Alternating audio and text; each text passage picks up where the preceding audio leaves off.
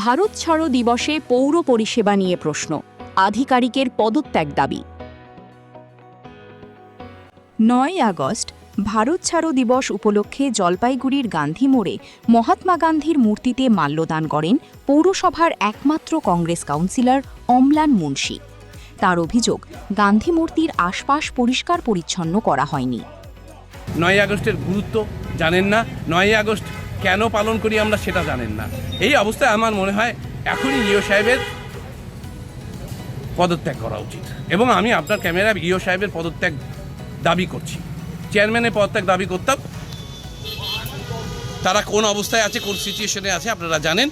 তাই চেয়ারম্যানকে আর বিরক্ত না করে আমি বললাম যে সরকারের তরফ থেকে যিনি সরকারের প্রতিনিধি, তার এই উদাসীন মনোভাব গান্ধীজিকে নিয়ে, তা জলপাইগুড়ি মানুষের আজকে অপমানের শামিল।